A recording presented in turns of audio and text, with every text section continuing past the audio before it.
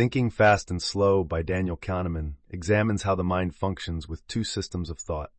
System 1, fast and automatic, and System 2, slow and deliberate.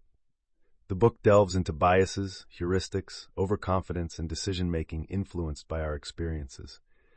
Recognizing these common thinking errors can help improve judgments and decisions. The research, driven by Kahneman and Amos Tversky, found that even experts struggle with intuitive statistical thinking, leading to biases. They discovered that people often rely on simple mental shortcuts, like the availability heuristic, which can skew perceptions and decisions. Their groundbreaking work challenged the idea that humans are consistently rational and had broad impacts across many fields, from medical to legal contexts. Despite some criticism for highlighting human biases, their research on decision-making under risk and the nature of cognitive errors significantly influenced social science. Prospect theory is a concept developed by two collaborators, one of whom posthumously would have shared a Nobel Prize in 2002. The book discusses how our understanding of the human mind has advanced, particularly the nature of intuitive thought. Earlier studies concentrated on biases and heuristics, but new research reveals that expert intuitions stem from extensive practice rather than shortcuts. For example, skilled professionals like firefighters and doctors make quick judgments based on their experience. Everyday intuitions such as sensing anger or danger are also effective, but more common. Intuition is not mystical. It results from the brain utilizing practiced knowledge. Herbert Simon's studies on chess masters illustrate this process. Expert intuition often comes from recognizing familiar cues stored in memory. However, not all intuitive decisions are accurate, especially without true expertise. The affect heuristic shows how emotions can influence decisions, like an investment officer choosing stocks based on personal preference rather than analysis. The book introduces two types of thinking: System 1, which is fast and automatic, and System 2, which is slow and deliberate. Most judgments are driven by the intuitive System 1. The text explores the mechanics of these systems, statistical thinking, and our overconfidence in understanding the world. It highlights the role of chance in events and challenges the notion that decisions in economics are always rational. The book concludes with practical advice for organizations to make better decisions by understanding these thinking systems. Key articles on judgment under uncertainty and prospect theory are included as appendices. Our mind operates using two systems, System 1 and System 2. System 1 handles quick, automatic thinking and responses, like recognizing faces or reacting to sudden sounds.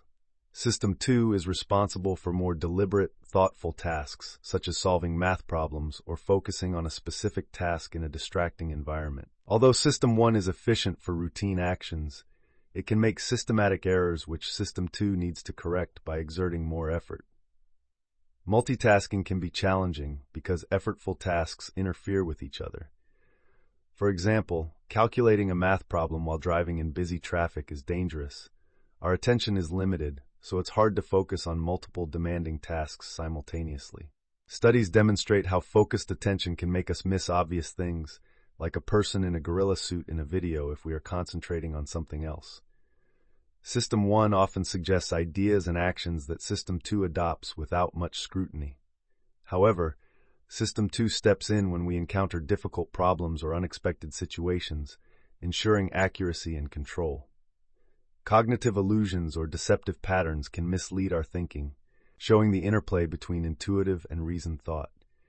Recognizing high-risk situations can help minimize errors, but constantly questioning all our thoughts is impractical.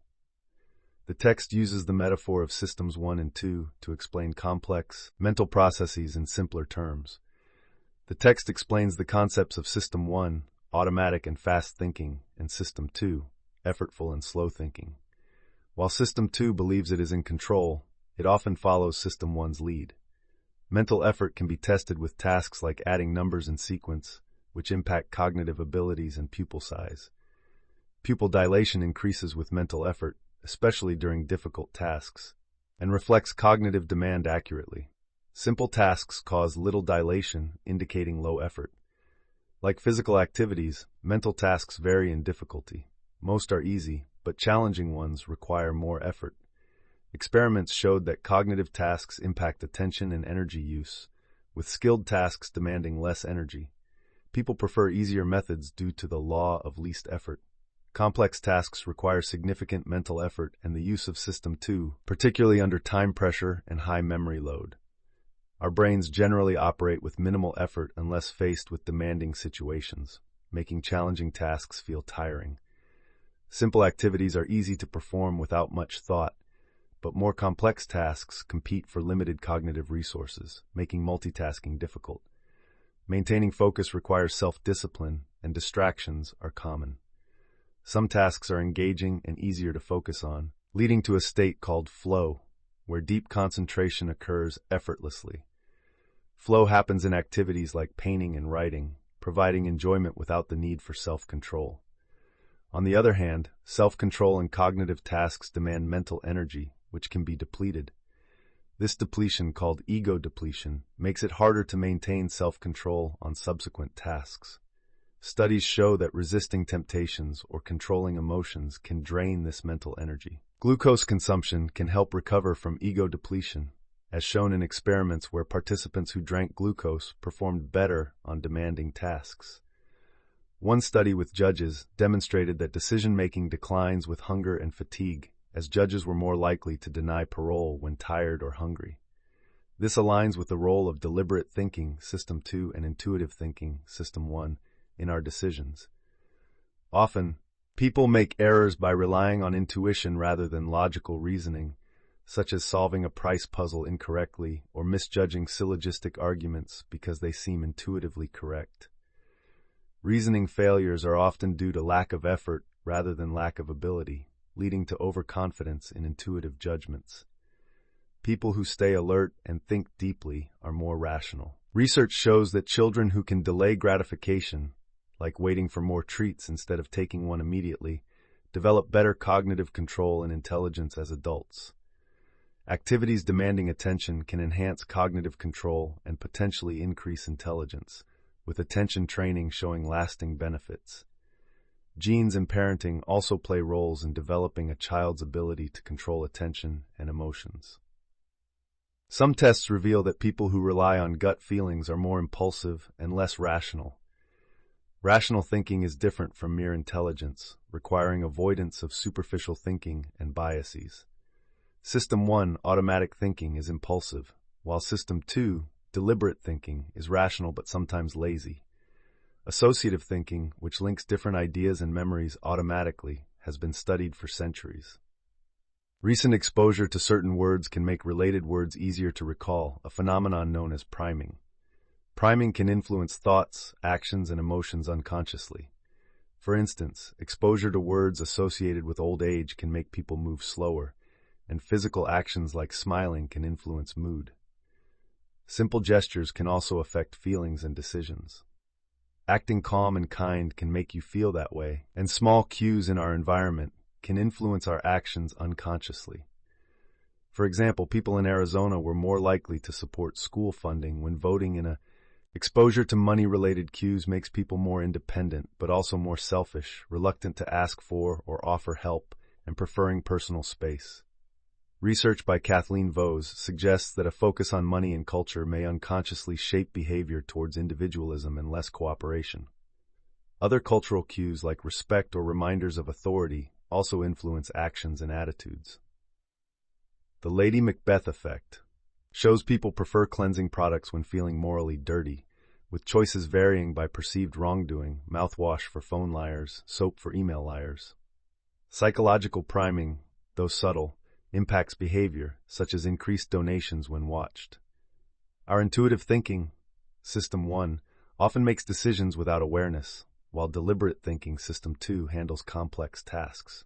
Cognitive ease, influenced by good mood, clear fonts, and familiarity, leads to superficial but quick thinking, while cognitive strain from poor fonts or bad moods increases vigilance but reduces intuition. Recognition can be deceptive. Familiar names or words might feel familiar due to repeated exposure, not actual memory. This illustrates how cognitive ease can create an illusion of familiarity, affecting our perception of truth and memory reliability. To make information easy to process, Use clear fonts, good contrast, simple language, and bright colors. Complex language makes you seem less credible and trustworthy. Simple, memorable messages, including rhymes, are perceived as more insightful. Names that are easy to pronounce are also more trusted.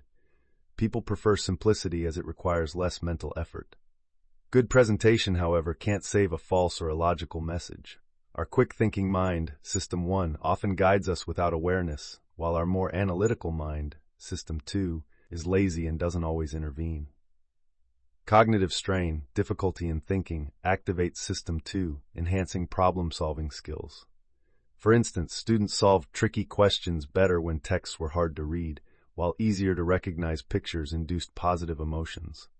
Stocks with simple, easy-to-pronounce symbols perform better, reflecting investor bias. Repeated exposure to familiar stimuli creates positive feelings, known as the mere exposure effect, which suggests familiarity and safety. Psychological studies show that happy moods improve intuitive and creative performance, but may reduce caution, while bad moods enhance vigilance and reduce intuitive accuracy. Mood significantly affects judgments based on cognitive ease, with positive emotions linked to better associative thinking. Experiments reveal that participants' emotions influence their judgment of word coherence. System 1 uses associative memory to model the world and recognize patterns. Surprise arises from these expectations, adjusting quickly with repeated occurrences, making future surprises less shocking. People tend to expect familiar patterns based on past experiences. Norm theory explains why unusual events seem normal in certain contexts, like odd reactions in a restaurant. The Moses illusion shows that people accept plausible but incorrect information that fits familiar patterns, such as mistaking Moses for Noah. Our brains detect unusual phrases and words quickly by using shared knowledge and norms. This automatic recognition helps us understand stories and causality. However, causal explanations can sometimes be oversimplified, leading to misleading interpretations. Historical views suggest humans naturally perceive causality from a young age, both in physical interactions and social scenarios. Psychologists suggest this dual perception explains beliefs in souls and divine beings. People often use quick, intuitive thinking, System 1, instead of more accurate but harder statistical thinking, System 2. System 1 makes fast assumptions based on experience, while System 2 is for deliberate, critical thinking. However, relying only on System 1 can lead to errors. The brain resolves ambiguities based on context through System 1, which quickly interprets information. To doubt and critically assess things, we need System 2's deliberate thinking. An experiment showed people mistakenly believed false statements when distracted because their System 2 was not engaged. We tend to quickly accept information that confirms our beliefs, but can be lazy in doubting it, leading to biases. The halo effect means our opinion of one trait affects our overall view of a person. For example, liking someone initially might make us assume they have other positive traits without real evidence. This effect can bias judgments, including grading papers, where a good first impression can make subsequent essays seem better. I improved my grading by reviewing all answers to one question before moving on, reducing bias but highlighting grading challenges. Independent judgments from multiple people can be more accurate, balancing errors, useful in situations like police investigations. System 1 in our mind makes quick, coherent stories with limited data, often leading to hasty conclusions. System 2 can be more analytical, but requires effort. People make decisions based on what they see, ignoring what they don't know, known as what you see is all there is, Wisidy. This can cause overconfidence and biases. An example is a store manager blocking union interactions, leading to an arrest and lawsuit, showing how one-sided evidence can heavily influence decisions. Additionally, judgments differ based on framing, and vivid descriptions can overshadow statistics. Our intuitive guesses, System 1, often outweigh careful analysis, System 2. Quick judgments about others, like detecting trustworthiness from faces, evolved for survival but still impact decisions, such as voting based on candidate appearances. Studies show snap judgments on a candidate's competence from their photo can influence elections. People often choose candidates based on their looks, particularly if they seem strong or trustworthy, even though looks don't indicate job performance. This tendency is stronger among less informed voters who watch a lot of TV. Quick judgments are made by our fast-thinking System 1, while complex decisions involve slow-thinking System 2. People often make emotional decisions based on intensity rather than quantity, like paying the same amount to save different numbers of birds because they focus on the image of one bird. Our brain uses mental shortcuts called heuristics to answer difficult questions by substituting easier ones, but these shortcuts can lead to misleading conclusions. This process, referred to as the mental shotgun, complicates the original question with unnecessary details, often causing errors in judgment. An example of this is how students' happiness ratings in a study were influenced by the order of questions about their dating life, showing how easily our feelings can be swayed by context. People's initial emotional responses, like feelings about their dating life, strongly influence their overall happiness assessments. This substitution effect shows that current emotions impact broader evaluations of happiness. The effect heuristic indicates that our preferences influence our beliefs, such as political views shaping our acceptance of arguments. System 1, quick, automatic thinking, reacts based on impressions and emotions, while System 2, slow, deliberate thinking, often justifies these emotional responses rather than challenging them. System 2 is more methodical but requires effort. The text explains that statistical variations, like extreme kidney cancer rates in rural counties, are due to small population sizes, not lifestyle factors. Random events can create patterns that our minds falsely attribute to causes. Small samples often produce extreme results, leading to misleading conclusions. Researchers often choose too small samples, risking the failure to confirm true hypotheses. The author acknowledges their own past reliance on intuition over proper statistical methods, leading to research flaws. People tend to trust certain but unsupported results due to a preference for straightforward stories over uncertainty. Humans often make errors in judgment by overvaluing small samples and seeing patterns in random events. This can lead to incorrect assumptions, like believing a player has a hot hand in basketball or that small schools perform better. Research shows that people's estimates can be influenced by irrelevant initial numbers, anchors, which affects their decisions. This anchoring happens both through conscious adjustment and subconscious priming. Overall, these tendencies can mislead people in various aspects of life, from war interpretations to investments and education policies. Anchoring is a cognitive bias where people's estimates and judgments are influenced by initial suggested values or anchors. Early research didn't fully explain anchoring, but later studies showed it's a priming effect. Different numbers trigger related memories, which biases our estimates. For example, mentioning a high or low temperature influences thoughts of summer or winter. This effect is measured and seen in various areas like car prices, tree height estimates, and house valuations. In real estate, differing listing prices affect agents' valuations despite their claims otherwise. Similarly, suggested donation amounts influence how much people contribute. Experimental results show random anchors, like dice rolls, can sway judges' sentences and consumer behavior, highlighting suggestibility in decision-making. To counteract anchoring, it's better to directly reject unreasonable numbers rather than provide extreme counteroffers and focus on challenging the anchor's validity. Anchoring affects us even with unrelated information, demonstrating the influence of automatic brain processes, System 1, over deliberate thinking, System 2. To resist these influences, we need to actively counteract anchoring when making important decisions. Research on judgment heuristics, especially the availability heuristic, shows people judge frequency based on how easily examples come to mind. This involves both automatic and deliberate thought processes. People often make judgments based on easily recalled information, leading to biases and errors. This is known as the availability bias. For example, media coverage of Hollywood divorces and political scandals makes people think these events are more frequent than they are. Personal experiences and vivid examples also overpower facts and statistics in shaping perceptions. Understanding and questioning these biases can improve relationships and teamwork. For instance, In marriages, recognizing each partner's tendency to overestimate their contributions can reduce conflict. Studies by Norbert Schwartz showed that the ease of recalling examples or lack thereof can affect self-assessment, such as seeing oneself as more or less assertive. Cognitive fluency, influenced by factors like mood, also impacts these judgments. Furthermore, explaining the difficulty in recalling examples, such as the presence of background music, can change how people judge themselves.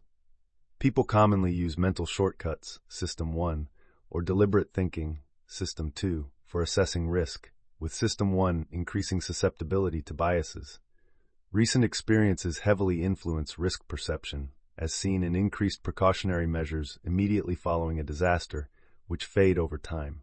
People's perceptions of risks are heavily influenced by media coverage, which often highlights rare and dramatic events, leading to distorted expectations about common dangers.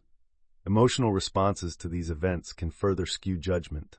Paul Slovic introduced the affect heuristic, where decisions are based more on emotions than logic. Experiments show that positive information about technology can make it seem less risky, demonstrating the significant role emotions play in decision-making. Slovic argues that public insights on risks should be valued alongside expert analysis, as risk perception is influenced by human factors and culture. In contrast, Cass Sunstein advocates for expert-driven policymaking, based on cost-benefit analysis to avoid populist errors, emphasizing objective, scientific deliberations. Sunstein identifies availability cascade as a process where media amplifies minor events, creating widespread panic and influencing policy through emotional reactions. Notable cases like the Love Canal toxic waste incident and the Alar Apple scare show how media can cause exaggerated public fears, leading to significant political and financial responses, often diverting attention from more critical issues. These debates highlight the need to balance expert judgment with public emotions in policymaking to address both real dangers and fears, acknowledging the inherent messiness of democracy. Tom W., a graduate student, could belong to one of 9 fields.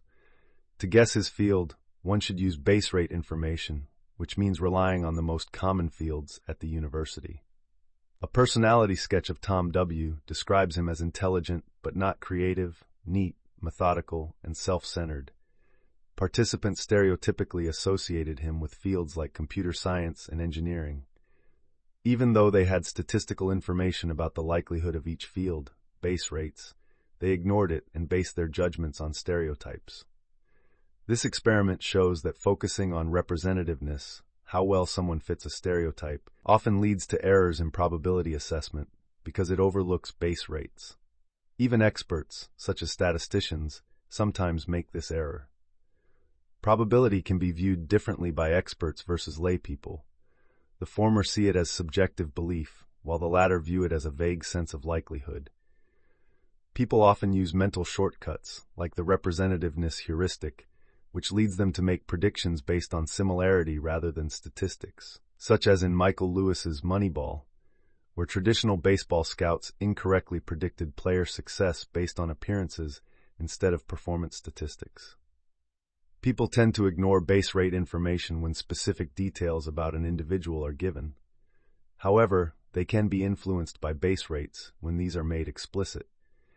Encouraging people to think like statisticians improves their use of base rate information, while thinking like clinicians does the opposite. Studies suggest that ignoring base rates is due to laziness rather than ignorance. By activating System 2, analytical thinking, individuals are more likely to consider base rates in their assessments. Accurate decision-making involves sticking closely to base rates and applying Bayesian logic. For instance, with Tom W., any weak evidence from his personality sketch should slightly adjust initial probabilities, but not override them. For predictions like weather or elections, logical use of probabilities is essential. The text discusses how people often make errors in reasoning due to intuitive judgments.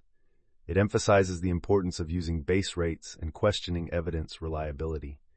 An experiment with a fictional character, Linda, showed that people tend to rely on stereotypes rather than statistical probability, leading to a common error called the conjunction fallacy. The experiment demonstrated that even well-educated individuals, including Stanford students, mistakenly believed that a feminist bank teller was more likely than just a bank teller.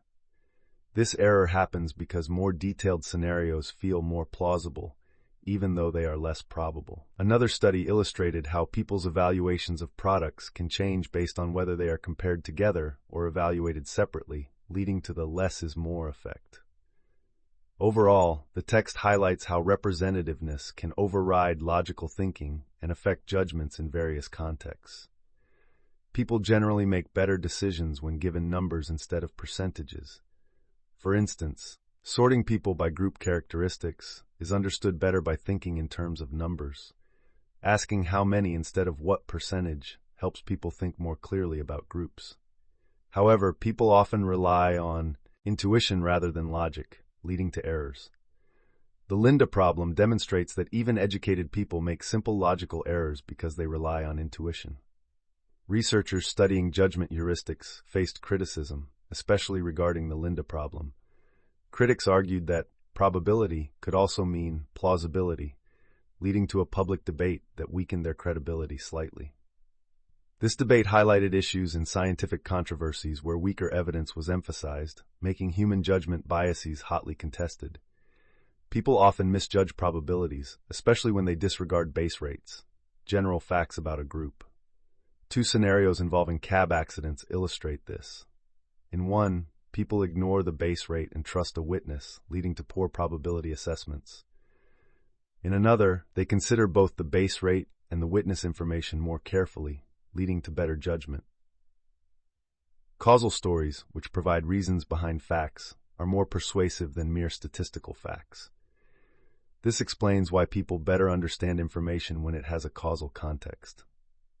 Stereotypes are a form of causal base rates and sometimes improve accuracy, but are discouraged in areas like hiring to prevent unfair biases. Treating base rates as statistical facts about groups, not individuals, helps avoid stereotyping. An experiment by psychologist Leek Eisen showed that people are influenced more by causal base rates. Another psychological experiment highlighted that people are less likely to help in emergencies if they believe others will, demonstrating the diffusion of responsibility.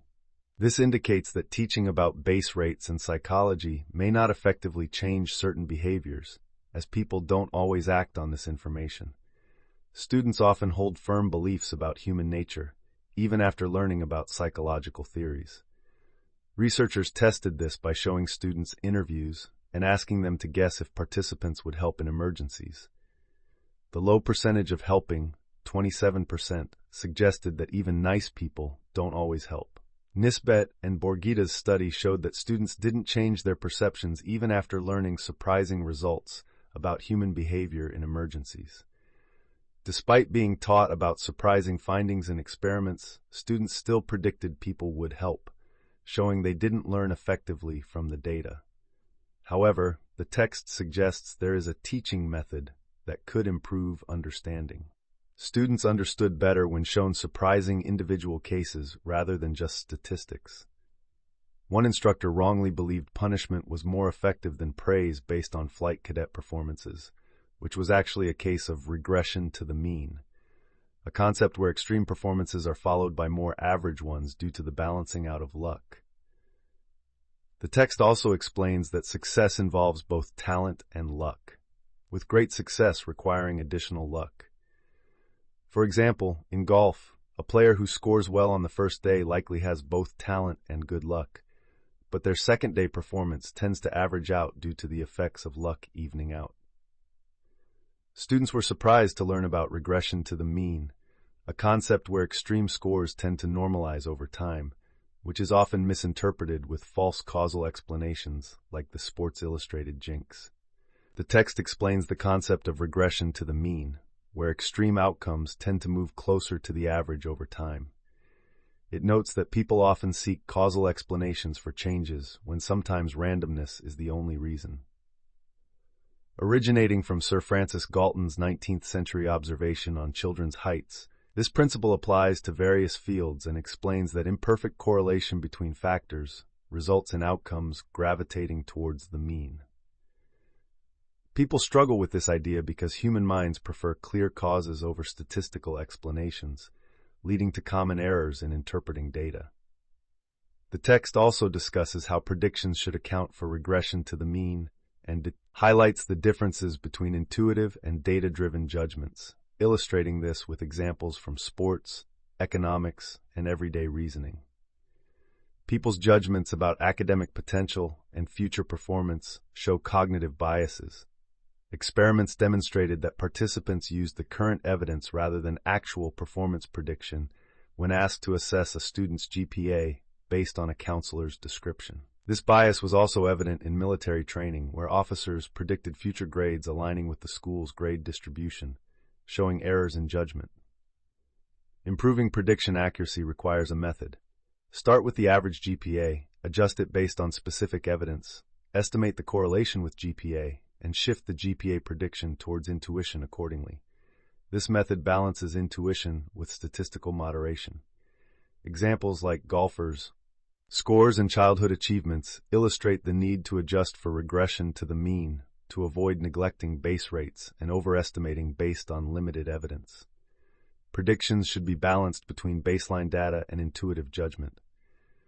In contexts like venture capitalism or banking, different risk approaches are taken, but generally, rational, moderate predictions acknowledging uncertainties are preferred. Addressing biases is essential in decision-making processes, whether in academic hiring, investing, or other fields. People often make overly optimistic predictions and believe in simple stories about past events, overemphasizing talent and intention over luck. This creates an illusion of understanding, such as in the case of Google's rise, where luck played a significant role. Nassim Taleb calls this the narrative fallacy, because true understanding would mean accurately predicting outcomes beforehand, which is impossible due to many variable factors. Our minds naturally simplify complex stories, making success appear straightforward and predictable. This leads to hindsight bias, where people misremember past predictions and think they always knew how events would turn out. For example, after an event occurs, people believe they predicted it more accurately than they actually did. Hindsight bias also affects how we judge decisions made by others, often unfairly blaming decision-makers for unforeseen negative outcomes. This bias can cause risk-averse behavior and lead to overly cautious decisions, like in bureaucratic systems or defensive medical practices. This can create conflicts of interest and sometimes rewards risky but lucky decisions. Ultimately, people prefer to believe they can control outcomes and find comfort in predictable success. Business books often reinforce this belief by overstating the influence of leaders on company success. Research shows CEOs impact firm performance to a limited extent, yet this impact is often overestimated due to our tendency to simplify and overconfidently interpret success stories. People tend to overestimate how predictable the world is. In Philip Rosenzweig's book, The Halo Effect, he argues that business success stories often wrongly attribute a company's performance to leadership qualities, overlooking the role of luck. Rosenzweig criticizes books like Jim Collins' Built to Last for suggesting that good management alone leads to success, without considering the influence of chance. Companies experience regression to the mean, where extreme performances level out over time. Despite rigorous evaluation processes, people often remain overly confident in their predictions about future success, a cognitive bias known as the illusion of validity. In the stock market, people make trading decisions based on the mistaken belief in their ability to predict stock values better than the market. Research shows individual investors often make poor choices, frequently selling winning stocks too soon and holding on to losing ones, resulting in underperformance. Men typically trade more and perform worse than women, while professional investors benefit from the mistakes of individual traders. Despite this, even professional fund managers rarely outperform the market consistently.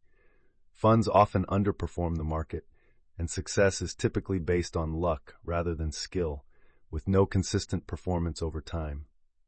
Investment advisors believe they're making sound decisions, but a study revealed their success is akin to random chance. Even when shown evidence, advisors and their managers remained unconvinced due to the threat to their livelihood and self-esteem. Personal experiences weighed more heavily than statistical evidence among financial advisories. There's a strong professional culture that fosters confidence in stock trading decisions. But this confidence doesn't mean accurate predictions. People also tend to overestimate their ability to predict the future because they can explain the past well, though luck plays a significant role in historical events. Expert predictions in politics and economics are often unreliable. Research by psychologist Philip Tetlock showed that experts did slightly better than random guessing, despite extensive knowledge. Overconfidence often diminishes the reliability of their forecasts. Tetlock categorized experts into hedgehogs, who focus on one big idea, and foxes, who consider many factors and perform slightly better. Still, predictions, especially long-term and complex ones, are inherently difficult and uncertain. Statistical algorithms frequently outperform human judgment in predictions. Paul Meehl demonstrated this in his work, showing that simple formulas often provide more accurate predictions than human experts. Overall, while some predictive tools have value, expectations should be tempered regarding their accuracy. Algorithms are often more accurate than human judgments, especially in uncertain fields like medicine, economics, and criminal justice. An example is economist Orley Ashenfelter, who predicted wine prices using weather data better than wine experts. Simple statistics perform better in such environments because human experts tend to overthink and make inconsistent judgments. Research shows that simple, formula-based predictions are more reliable and consistent than human intuition. For instance, the APGAR score for newborns and Atul Gawande's checklist method demonstrate the effectiveness of straightforward, consistent systems. Despite evidence of their accuracy, there's resistance to algorithms from professionals such as clinical psychologists who believe their judgment is superior. This skepticism also exists among the public who prefer natural over artificial products despite equal quality. Such resistance is likely to decrease as algorithms become more integrated into daily tasks. An example from 1955 involved a young Israeli lieutenant who improved Army recruitment assessments by using specific information instead of general impressions, influenced by Paul Meehl's advocacy for statistical over intuitive judgments. The text discusses a new method for evaluating soldiers' combat suitability using objective questions about specific traits like responsibility and sociability, rather than relying on general evaluations. Interviewers followed a strict procedure to avoid biases, which initially made them feel like robots. Despite this, the new method proved more accurate. Interviewers' final intuitive judgments also aligned with the method, showcasing the value of intuition when used properly. It suggests hiring decisions should combine objective information with structured scoring, focusing on key traits and avoiding gut feelings. This method, initially used in military recruitment, has proven effective over time and can replace human judgment for better accuracy. The text contrasts with academic debates that can turn hostile and suggests adversarial collaborations, where scholars with different views co-author papers for more productive outcomes. For example, researchers Gary Klein and Daniel Kahneman, despite differing views, collaborated to understand when intuition is reliable. They concluded intuition is based on recognizing patterns from experience and using the recognition prime decision (RPD) model, integrating both intuitive and analytical thinking.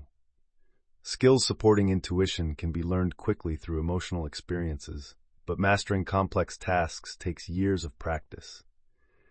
Learning expertise in fields like chess, medicine, and firefighting involves recognizing patterns through extensive practice. True experts are aware of their limits, while pseudo-experts may overestimate their knowledge. Trust in someone's intuition should be based on the environment where their skills developed. Reliable intuition requires regular environments and prolonged practice. In predictable fields, experts develop accurate intuitions, but in unpredictable areas like stock picking, intuition is unreliable. Algorithms outperform humans in unpredictable settings because they are consistent. Professional success in such areas often mistakenly attributes to intuition rather than luck. Adequate skill development needs immediate, clear feedback, but experts may still overestimate their abilities, leading to overconfidence. Expertise in one area doesn't guarantee proficiency in all tasks. The accuracy of an expert's intuition depends on their experience with regular patterns in their field. High confidence in judgments doesn't guarantee accuracy. Evaluating expert intuition should focus on the expert's practice and the environment's regularity. Large projects often suffer from planning fallacies, where teams underestimate time and challenges, leading to delays and failures. The difference between optimistic inside views and realistic outside views in forecasting highlights this common error in planning. The text discusses the pitfalls of over-optimism in project planning and decision-making. It introduces the concept of irrational perseverance, where projects continue despite clear signs of failure due to overly optimistic estimates. The author highlights how focusing narrowly on specific details and past experience, an inside view, can lead to underestimating unknown future obstacles like personal issues or bureaucratic delays. This is contrasted with adopting an outside view by using statistical data from similar past projects to create realistic timelines and budgets, a method supported by expert Bent Fleabjerg. The text further explains the planning fallacy, where initial project estimates are overly optimistic, leading to significant cost overruns, as seen in examples like the Scottish Parliament building and various global rail projects. This fallacy is often due to efforts to gain approval and customers underestimating future costs. The author reflects on their personal experience with this fallacy, admitting to ignoring new, negative data in favor of continuing a project due to previous investments, sunk cost fallacy. Ignoring external advice and opting for optimism over realistic planning led to repeated overestimations and continued project failure. Finally, while optimism can generally lead to happiness, health, and better adaptation to failures, excessive optimism can also result in risky decisions due to underestimating actual risks. The text suggests that a balanced approach, combining optimism with realistic data, is more effective in decision-making and project planning. Optimism can inspire success, but often leads to overconfidence and unrealistic expectations, particularly in business ventures. Entrepreneurs tend to overlook the high failure rates for new businesses, leading to prolonged efforts and increased losses.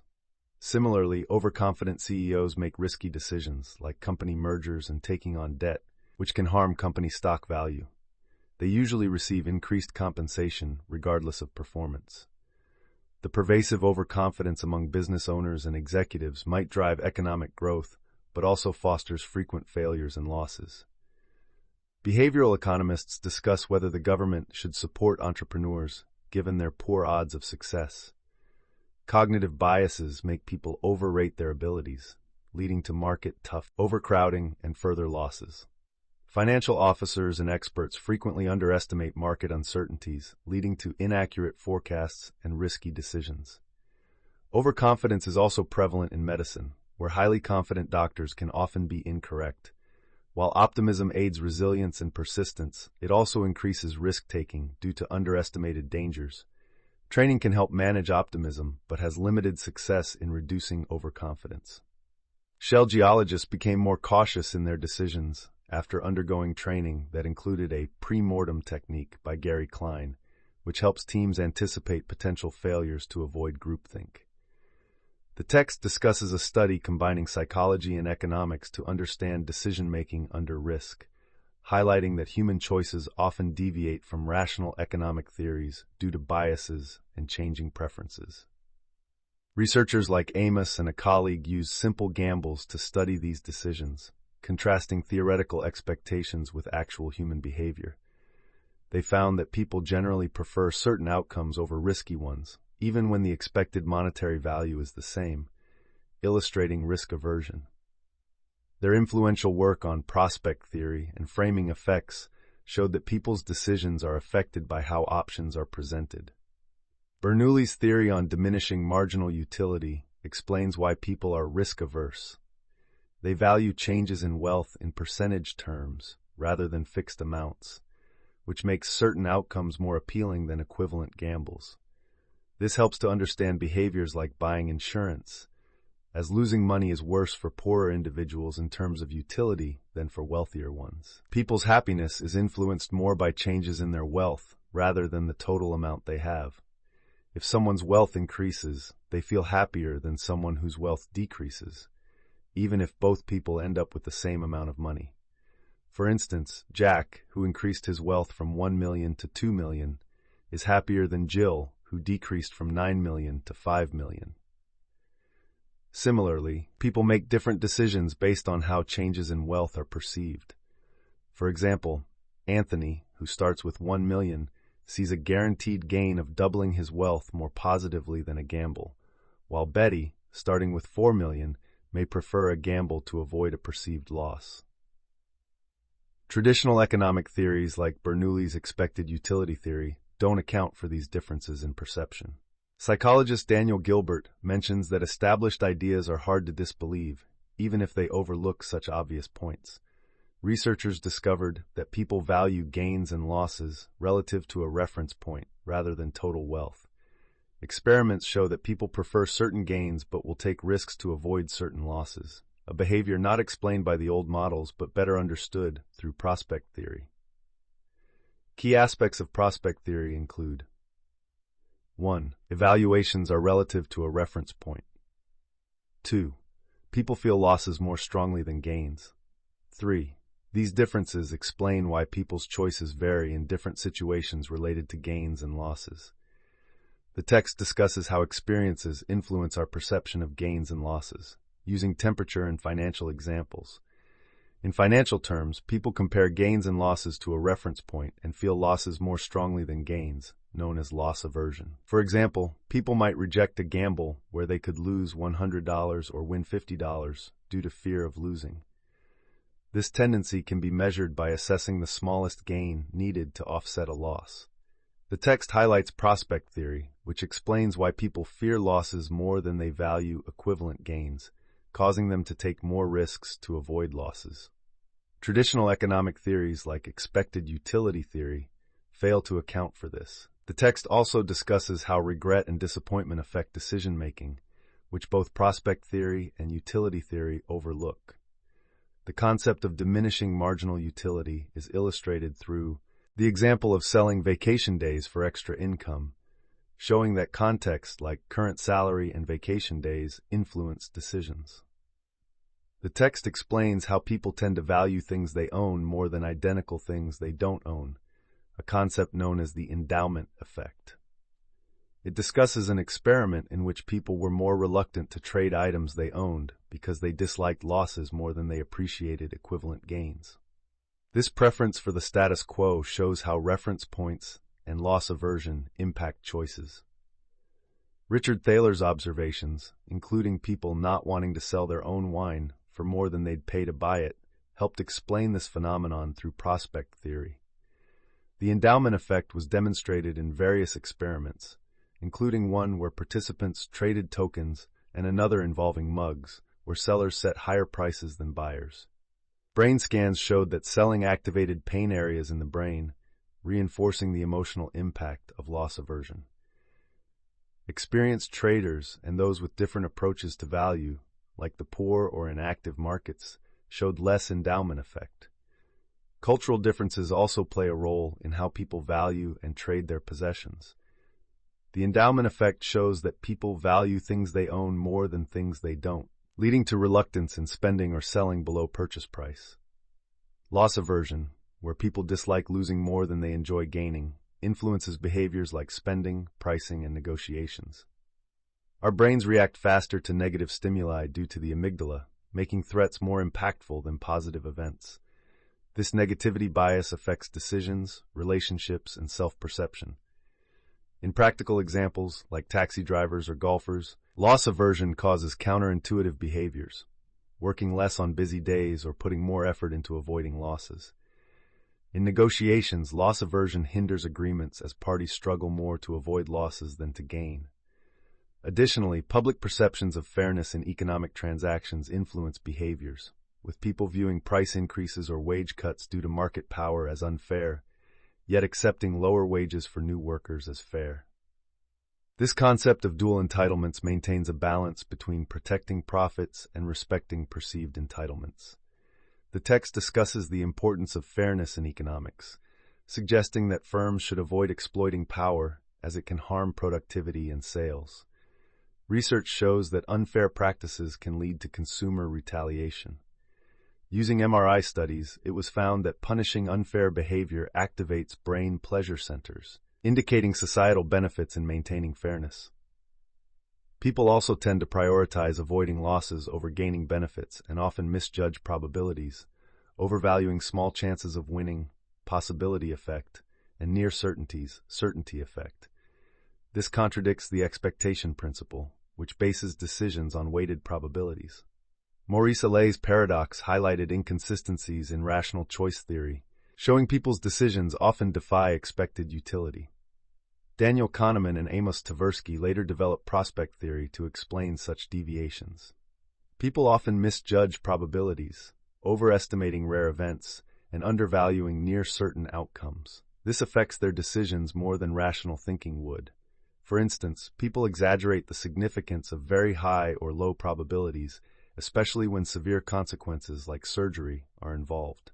This leads to irrational behaviors, such as parents paying disproportionately to reduce a child's poisoning risk. Prospect theory explains these decisions through the fourfold pattern. People are cautious with high probability gains and low probability losses, but take risks with high probability losses and low probability gains. This explains actions like buying insurance or playing lotteries. In legal suits, plaintiffs often settle due to fear of total loss, while defendants with weak cases might fight on. Misjudging rare events can result in poor long-term outcomes, like a city going to trial on frivolous lawsuits rather than settling. Emotions and vivid images, often amplified by media, cause people to overestimate rare events' likelihood, leading to irrational fears and decisions.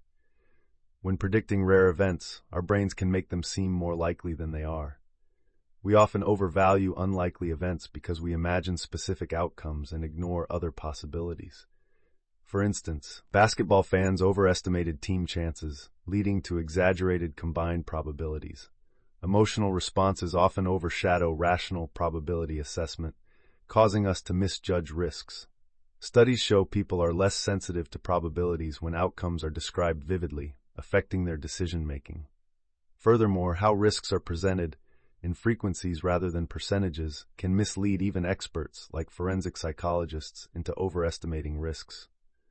Vivid descriptions can manipulate decisions by evoking strong emotional responses, often used by lawyers to influence juries or secure funds.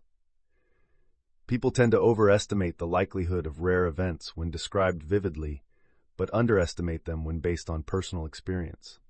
For example, Californians might ignore earthquake risks because they haven't experienced one. Studies show that repeated exposure to variable outcomes helps in better estimating rare events. However, emotional vividness plays a significant role in immediate decision-making, like tourists overestimating tsunami risks. When deciding between sure gains and risky losses, people typically prefer certain gains and riskier losses, guided by instinct over detailed calculations. This leads to inconsistent preferences and limits rationality, as seen in options A, D, and B, C, where people choose the worse option due to narrow framing, making decisions separately rather than considering all choices together. Paul Samuelson's coin toss gamble exemplifies loss aversion. His friend rejected a single gamble but accepted multiple, believing risks decrease with repeated trials. This challenges traditional utility theory, emphasizing the importance of how decisions are framed and the role of loss aversion in perceived rationality. Multiple combined gambles can increase overall value, showing flaws in rational decision models that consider individual stakes separately. Sam should consider looking at combined gambles rather than individual ones for better financial outcomes. By combining many small risks, he can reduce the emotional impact of losses and make more rational decisions. This approach is most effective with independent gambles, minor potential losses, and realistic probabilities of winning. Narrow thinking leads to fear of losing and poorer decisions, while experienced traders benefit from considering their choices as part of a larger portfolio to reduce emotional impact and take healthier risks. Checking investments less frequently reduces stress and promotes better decision-making. Consistent risk policies also yield better results. The text discusses strategies to manage risk and decision-making, emphasizing the importance of long-term benefits and broad perspectives to avoid biases. Key strategies include using the outside view and establishing a risk policy to manage choices collectively. Mental accounts, a concept by Richard Thaler, show how people compartmentalize money, which can lead to irrational behavior. For instance, people irrationally hold on to losing investments and sell winners due to emotional biases, known as the disposition effect. Rational decisions should disregard past costs and focus on future potential. The sunk cost fallacy leads people to continue investing in failing projects due to money already spent, causing costly errors. Regret also influences decision-making, especially in unusual or avoidable situations. Teaching about these fallacies helps in making better economic and business decisions. People feel more regret when they deviate from their usual behavior and suffer negative outcomes. For example, someone who rarely picks up hitchhikers and gets robbed feels more regret than someone who frequently does. Blame is influenced by societal norms, with frequent risk-takers blamed more. In investing, switching stocks and losing money causes more regret than sticking with the same stock and losing the same amount. This pattern is seen in gambling and other decisions. Regret comes from deviating from the default option and imagining better outcomes. People prefer safer, conventional choices to avoid regret, even paying more to avoid risks. Parents, for instance, won't switch to less safe products even at a discount due to fear of regret and responsibility for their children's safety. This can lead to inefficient resource use, like prioritizing minor safety risks over more effective safety measures. Balancing emotional responses and effective risk management is complex. Regret influences decisions in investing, crime victim compensation, and risk management. People often overcompensate for unusual injuries compared to familiar ones, showing emotional bias. Preference reversals occur when people value risky bets higher when evaluated separately than safer bets when combined, highlighting inconsistency between decision-making and rational economic theory. When making decisions, people often think emotionally when evaluating a single option, but become more logical when comparing multiple options side by side. This challenges traditional economic theories that assume people always make rational decisions. Studies by Grether and Plott found that psychological factors greatly influence economic choices, showing that context matters. This implies that preferences can be inconsistent and irrational, especially when different categories, like fruits versus meats, are compared. Emotional responses also impact donation decisions, with comparisons often shifting preferences. For instance, although people might initially donate more to save dolphins over farm workers with cancer, joint evaluation reveals a preference for helping farm workers when both causes are considered together. Experiments support this, like evaluating music dictionaries and juror decisions on punitive damages, showing inconsistent judgments depending on whether items are evaluated singly or jointly. Joint evaluation engages rational thinking but can be manipulated, while legal systems often prevent such comparisons, causing inconsistent penalties. The way information is framed also affects people's reactions, highlighting the difference between human behavior and the purely rational decisions assumed by economic models. People's decisions can be influenced by how choices are presented, a concept known as framing. Neuroscientists found that people respond differently to the same financial options depending on whether they are framed positively or negatively, e.g., keep 20 pounds or lose 30 pounds. Brain activity studies revealed specific regions involved in processing these decisions, such as the amygdala for emotional reactions and the anterior cingulate for logical thinking. This research, part of neuroeconomics, shows that framing can sway even professionals like doctors, indicating that framing effects are widespread and training does not eliminate these biases. For instance, a positively framed outcome, saving lives, leads to risk-averse behavior, while a negatively framed one, number of deaths, encourages risk-taking. This follows prospect theory. Other examples, such as tax policy framing and the sunk cost fallacy, illustrate how people's perceptions influence their financial decisions. For instance, when losing pre-bought theater tickets, individuals are less likely to repurchase new ones compared to losing an equivalent amount of cash planned for tickets. Similarly, Framing fuel efficiency in terms of miles per gallon can mislead savings calculations. Overall, the study emphasizes the significance of framing in decision-making, demonstrating how our choices are often influenced by presentation rather than objective facts. The text explains that using miles per gallon, MPG, to measure fuel efficiency is flawed and suggests gallons per mile or liters per 100 kilometers as better alternatives. This change could improve consumer and policymaker decisions. U.S. car stickers will show gallons per mile information starting in 2013. The impact of framing is also shown in organ donation policies.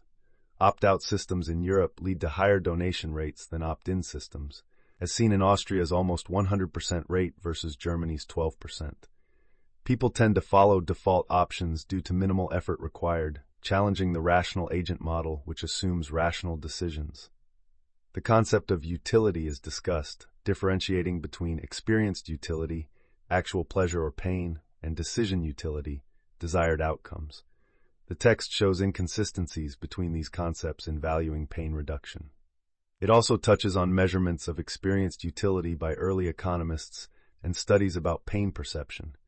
For example, during colonoscopies, patients' overall pain ratings followed the peak-end rule, the worst and last moments of pain, rather than the total duration of the procedure. This suggests memories, rather than actual experiences, shape our perceptions of pain. Reducing peak pain or ending procedures gently could lessen bad memories, emphasizing the difference between our experiencing and remembering selves. Participants in an experiment often chose to repeat a longer, less painful trial over a shorter, more painful one due to favorable memories of the experience's end, despite the actual longer duration of discomfort. This aligns with the peak-end rule and duration neglect, which suggests that people remember the most intense moments and the ending of an experience more than its overall duration. This can cause irrational decision-making, as seen in various studies and examples such as painful injections, failed marriages, and vacations, where people's choices are influenced more by memories of key moments rather than the total experience. Additionally, evaluations of life happiness often focus on significant moments rather than overall duration, leading to skewed perceptions and decisions. This challenges the idea that humans always make rational decisions based on comprehensive experiences. The text discusses the difference between the experiencing self, which lives in the moment, and the remembering self, which reflects on past experiences. It highlights how people often value memories over actual experiences, and how they may accept pain if they know they won't remember it. Traditional happiness surveys focus on the remembering self, but the author suggests evaluating happiness through activities people prefer to continue, like being deeply engaged in tasks or flow. The day reconstruction method, DRM, was developed to measure well-being by asking participants to recall and rate their feelings during various episodes of the previous day. Studies using DRM found that unpleasant emotional states, measured by the U-index, are experienced less by French and Danish women compared to American women. The analysis showed commuting and work have high U-index values, while socializing and sex have low values. Additionally, women in France enjoy spending time with their children more than American women due to better childcare access. Moment-to-moment mood is influenced more by immediate situations than overall job satisfaction, and activities like focused eating can enhance enjoyment. The text suggests that organizing time better, improving public transportation, childcare access, and increasing social opportunities can enhance well-being. Surveys integrated by economist Alan Kruger found that health, situational factors, and social contact are crucial for well-being, with spending time with loved ones being particularly important for happiness. Similarly, Gallup surveys indicate education improves life evaluation, but can increase stress, while raising children increases daily stress without significantly affecting life evaluation. The text discusses findings from surveys and research on what influences happiness and life satisfaction. Religion boosts positive feelings and reduces stress, but doesn't affect depression or worry.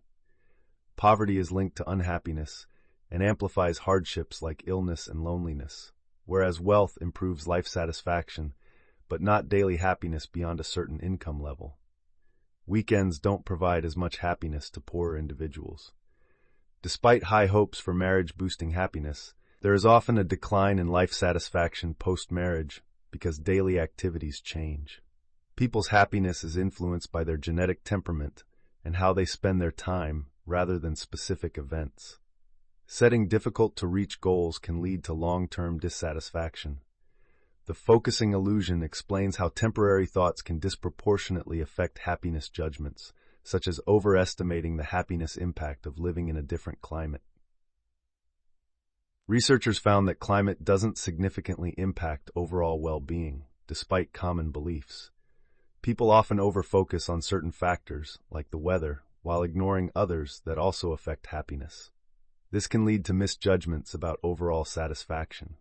For example, individuals enjoy their car mainly when they notice it, not during routine activities, skewing their perception of its value.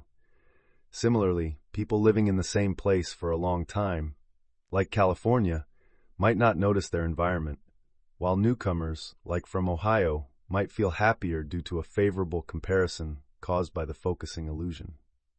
New paraplegics initially focus on their condition, but over time they adapt and feel better as they engage in regular activities. A study by Baruria Cohn showed that people who knew paraplegics estimated a significant improvement in mood over a year, while those without personal experience did not. This reflects how experience affects perception of happiness over time. Other studies reveal that people often overestimate the lasting impact of significant events, such as winning the lottery or major life changes. Colostomy patients, though as happy as healthy people, rated their life satisfaction lower, showing a disconnect between actual happiness and life evaluation. This is due to the focusing illusion, where brief exciting moments are overvalued and ongoing happiness is underestimated. The text also explains psychological concepts, highlighting two thinking systems, the quick, intuitive System 1 and the slow, analytical System 2. It mentions two types of beings, theoretical econs and practical humans, and distinguishes between the experiencing self, present focus, and the remembering self, memory focus. Memory can cause biased decisions, such as valuing peak moments over total duration, leading to choices that favor good endings over consistent comfort. In summary, people often misjudge happiness by overemphasizing short-term pleasure and significant moments, while undervaluing long-term satisfaction and adaptation. This misjudgment arises from cognitive biases and the focusing illusion, affecting how we make decisions and predict our future happiness. The text explains the concepts of the remembering self and the experiencing self, and their influence on decision-making.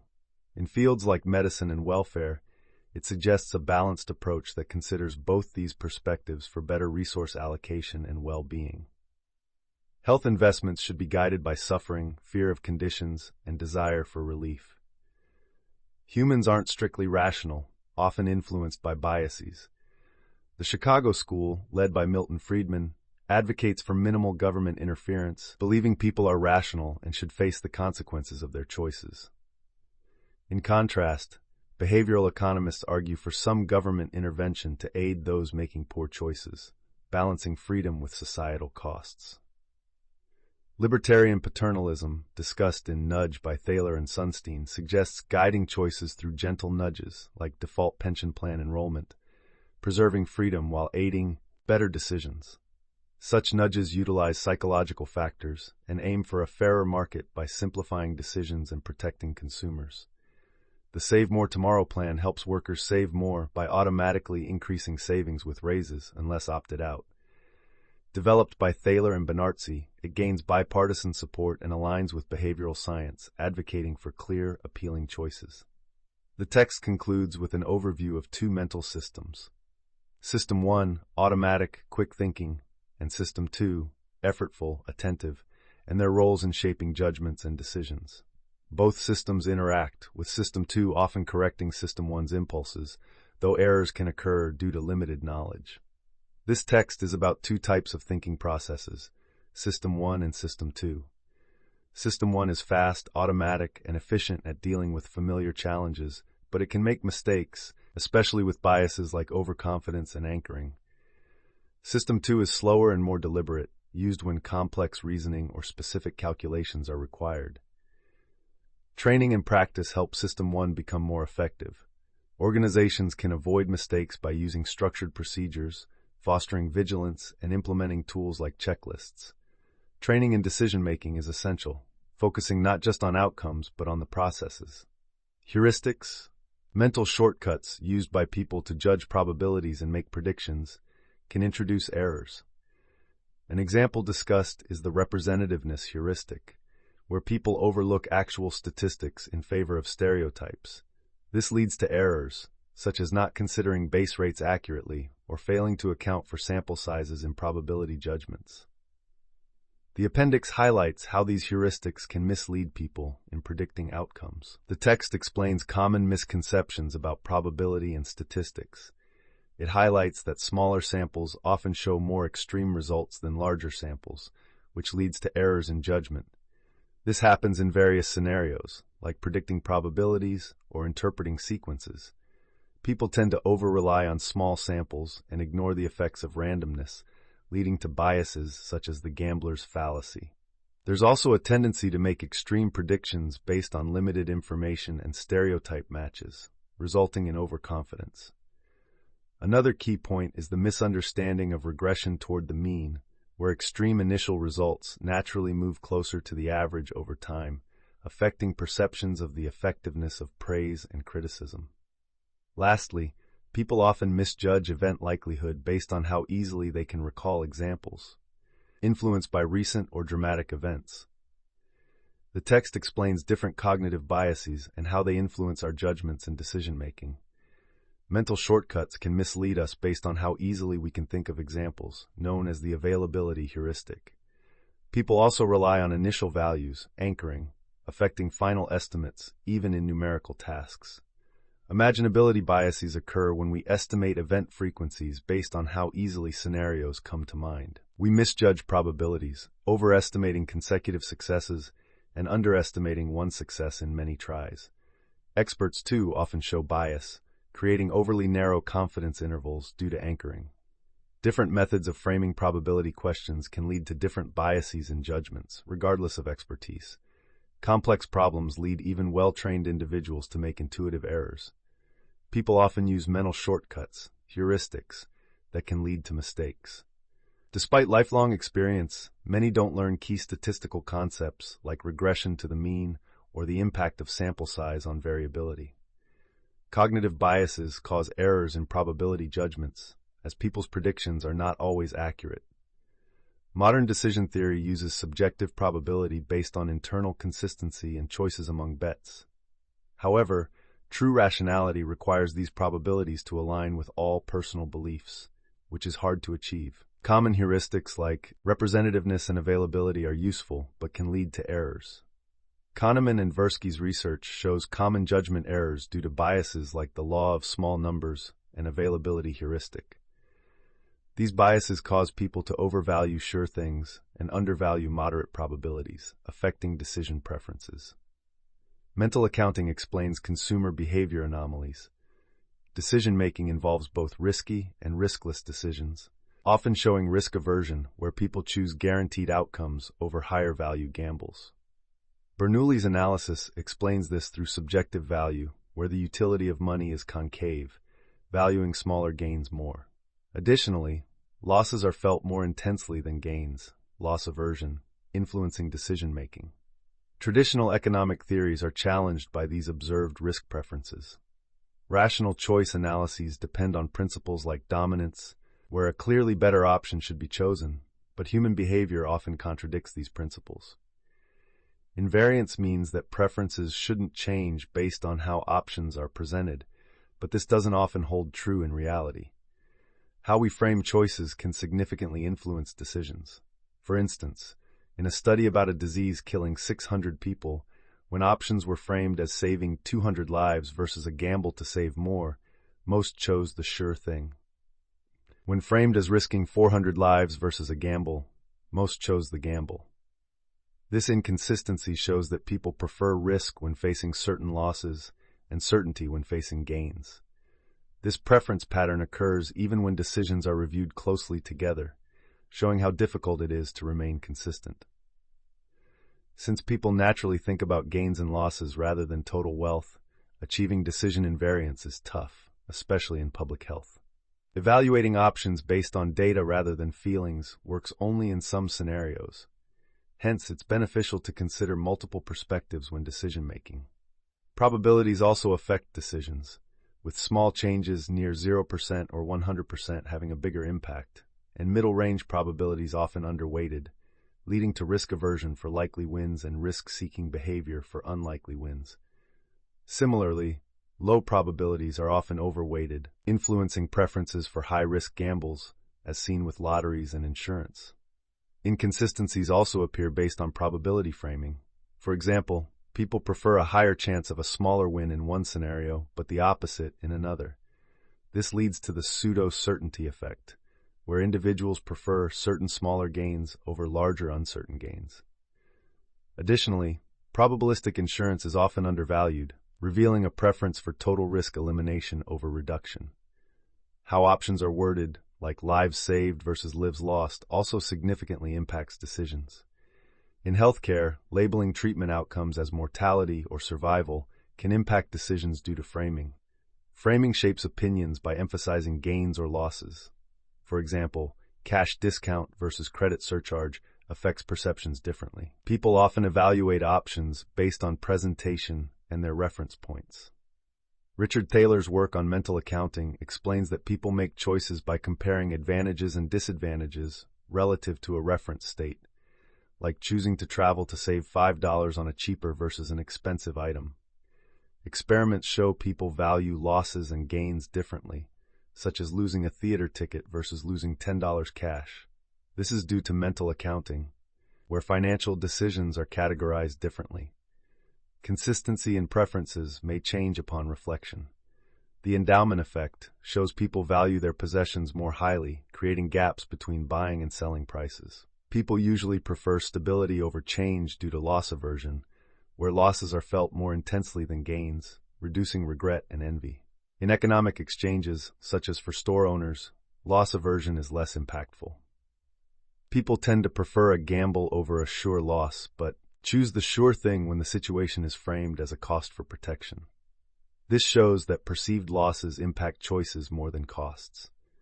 In an experiment with 132 students, 55 showed different preferences depending on whether $5 was framed as a loss or a payment for a lottery with a 10% chance to win $100. Most rejected the gamble when they saw the $5 as a loss but accepted it as a payment, illustrating the cost-loss discrepancy. An example given is a man with tennis elbow who keeps playing after paying a club membership fee to avoid feeling that the fee was wasted. Psychologically, he prefers enduring pain over admitting a loss. The text also discusses the difference between decision value, anticipated outcomes, and experience value, actual feelings experienced, noting they don't always align in real life. People's satisfaction is influenced by expectations, social comparisons, and adaptation to changes, with framing, e.g., as cost or insurance, affecting both decisions and experiences. Scholarly works referenced include those by Allais, Hagen, Bernoulli, Kahneman, Tversky, Thaler, Savage, and others in decision-making and psychology. Topics covered are consumer surplus, risk-taking, prospect theory, bounded rationality, and consumer choice. Daniel Kahneman acknowledges significant contributors to his book, including Jason Zweig, and refers to critical works and collaborations, particularly with Amos Tversky. Research on availability heuristic, intertemporal choice, risk perception, and the Nobel Prize in Economics is also discussed, noting Herbert Simon's contributions. Key concepts include the effect heuristic by Paul Slovic and dual process theory with System 1 and System 2 from Stanovich and West. The text also touches on the illusion of conscious will, cognitive control, and psychological research methodologies. Complex tasks activate multiple brain areas, and multitasking, attention, heart rates, and pupil sizes during mental tasks are studied aspects. People are good at detecting patterns in visual tasks and find it easier to mix visual and auditory tasks rather than multitasking within the same sense. Practice can improve multitasking skills. Brain activation changes with task difficulty and with practice. High SAT scores use less mental effort on tasks, The brain sees effort as a cost and calculates effort versus benefits. Several studies are referenced on topics like decision-making costs, attention, intelligence, working memory, stress, and self-control. Key points include: attention is crucial for intelligence. Distractions affect performance. Working memory is important for general intelligence. Self-control and willpower rely on blood glucose. Ego depletion impacts decisions. Some cognitive errors stem from intuitive judgments and belief biases. Delaying gratification in childhood predicts higher intelligence later. Training and genetics affect executive attention. Cognitive reflection test predicts logical judgment. Emotions affect physical states and actions may be influenced by priming. Familiarity can impact memory and judgment positively. Mood affects our ability to detect information coherence. Positive moods can improve accuracy but also increase gullibility. Studies highlight how mood and intuitive processing shape understanding and judgments. The text references various research papers and books discussing human judgment, decision-making, and perception, with contributions from several notable researchers. Understanding these concepts can improve our grasp of how we think and make decisions. This text discusses various psychological heuristics and biases that influence decision-making and perception. Key topics include: 1. Heuristics, mental shortcuts that simplify decision-making, with some aiming for accuracy, Gigerenzer, and others involving biases, Kahneman and Tversky. 2. Recognition heuristic, people tend to guess that a recognized city is larger if they know it's large. However, people often use additional cues. 3. Anchoring effect. Initial references, or anchors, can sway people's decisions about quantities and offers. 4. Availability heuristic. People estimate the frequency or likelihood of an event based on how easily examples come to mind. 5. Influence on judgments. Factors like emotional states, ease of recalling information, and individual traits shape decisions. 6. Risk perception. Emotional responses influence judgments about risks and benefits, influenced by trust and societal context. 7. Probability assessments. People's intuitions often diverge from statistical reasoning, involving issues like Bayesian reasoning and the conjunction fallacy. 8. Statistical analysis. It discusses methodological concepts such as regression to the mean, correlation versus causation, and the calculation of probabilities. The text also reviews various studies, including the misinterpretation of randomness, e.g., the hot hand in basketball, the impact of weather on happiness reports, and public responses to environmental risks. It emphasizes the delicate balance between intuitive and computational approaches in our understanding and decision-making processes. The text covers various aspects of decision-making, including biases, management practices, and theories. It references numerous authors and studies, like those by Nassim Nicholas Taleb and Michael Lewis, indicating limitations in predicting stock markets even by CEOs. It discusses biases such as the halo effect and overconfidence and concludes that simple formulas often outperform expert judgment. Notable figures like Herbert Simon are mentioned for contributions to decision-making and behavioral economics. The text also explores the impact of cognitive biases on risk-taking, optimism, and project management, and includes studies on topics like forecasting, overconfidence, and perception. It touches on Weber's law, Fechner's logarithmic function of perception, Bernoulli's theories in economics, and loss aversion, using examples to illustrate how these concepts influence decision-making and economic theories. The text discusses various theories and studies on decision-making, particularly focusing on how people make choices under uncertainty and regret. It covers the endowment effect, showing that people value owned items more highly, and discusses how misconceptions in experiments can affect findings. It mentions how poverty can lead to more realistic economic behavior. Additionally, the text delves into how emotions, especially loss aversion, influence decisions, supported by brain activity research. It also addresses fairness in markets, altruistic punishment, and how vivid descriptions impact decision-making. Furthermore, it highlights how people often act irrationally, miscalculate probabilities, and how training can improve decision-making skills in financial investments and other areas. Notable economists and psychologists like Daniel Kahneman and John Alcock are referenced for their contributions to understanding these behaviors.